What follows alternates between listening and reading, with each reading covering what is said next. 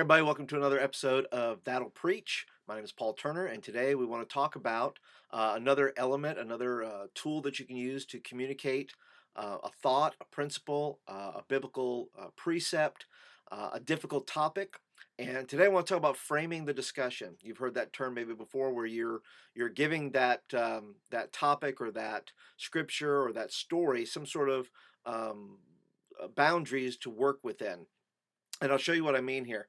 Um, we were talking with our kids. It happened to be Sanctity of Life Sunday, I think it was, and the march on Washington had just happened. So I had thought, it'd be a good idea to talk about the subject of abortion and funny enough, it was almost an all girls Sunday school class that week, except for maybe one boy, and boy did he feel awkward, but but he engaged anyway. But let me show you what we did here. First of all, I showed real quick a picture, and I just put a sheet of paper that said abortion on it. Now, the thing about this, and I explained to them, I said, the thing about this, just writing a page like this, is a lot of people have opinions on abortion, politicians, pastors, preachers, individuals, doesn't matter. The problem with it is that people shout out thoughts about a subject or a context or something like that, and it just kind of flings off the page. Abortion's wrong. Well, that flings off the page. So, abortion should not be for um, for anybody, or it should, there should be so many weeks, or and things like that. There's lots of different thoughts that are going on about this. When you see that, you could ask your kids, say, look, what's your opinion on this? And then once they've given all their opinions, you say, well, okay, now do you have any biblical references to help you with that? How do you frame that discussion or that conversation you have, or your own belief system? How do you frame your own belief as to why you believe that's wrong, other than you just believe it's just wrong? So I take the next step with them, and I take a real frame. Let me put that over here. And I'll take a picture frame, and I will go ahead and frame the discussion literally and say, okay, guys, let me just show you 4 reasons why you should consider abortion wrong and why the scripture says it's wrong. And of course, you can do this with any subject you want. And what that does is several things. Number one, it gives your listeners, your small group or whatever it may be, to focus on what you're talking about, a little teaching tool, something they can grab onto. But it also gives them a way to kind of condense your talk into 4 major points, because obviously, well, I imagine you buy a frame with more sides, but I think four is a good solid number to work with. So, like, start with Jeremiah 1:5, and I started with that and said, okay, Jeremiah 1:5 says, look, I knew you in your womb before you were born. I knew you. And it talks about the preeminence of God, that God knew us in the womb. And then I would shift and I would go to another scripture. Well, let me go this way.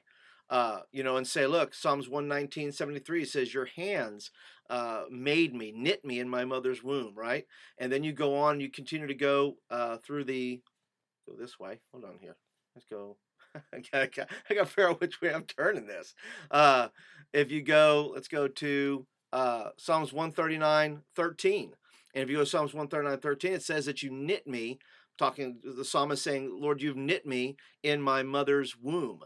And it talks about the knitting, it talks about the creative process that God goes through. And so we know that in the womb, something is going on, and that God is interacting with us even as we're unborn, even as we're not, fully formed, as some scriptures say. If you look at, Psalms 139, let me kind of bring that around here. Psalms 139:15 and 16 talks about that your eyes saw me in my unformed state. And so, as I'm discussing this, I'm giving them basically 4 principles, 4 scriptures to look at and say, well, here's when you're talking to somebody about a difficult subject or any topic, have yourself and frame your discussion, what you're talking about. Now I give them another frame, and I pull out another frame, and I say, okay, let's talk some practicalities. And I won't go through all of these per se, but at least for our discussion, I heard a discussion on a bioethicist talk about, how we talk about the unborn and how we talk about abortion, even in non-Christian ways, and especially with non-Christians. And the 4 points that he brought out was called the SLED method, which was talking about the size, talking about the level of development. You talk about the degree of dependency. Those are 4 principles that you would talk about with them and say, look, there's 4 there's 4 ways to talk about that discussion about the child in the womb, and why we do abortions, and why. Well, does it depend on size? Does it depend on level of development? Does it talk about the environment, and talks about the dependency factor? And then if all those factors being equal to why we do that, then you start making comparisons to other factors, whether it's the elderly or the mentally ill, and all these different factors that we talk about within this to make this a discussion worth talking about. So anyway, I just want to go ahead and share with you today a simple way to go ahead and literally frame the discussion with your students, so that you can have a productive discussion, but also be able to teach them something powerful about the topic that you're talking about. So thanks for joining me today. Appreciate you dropping by. My name is Paul Turner, and that'll preach.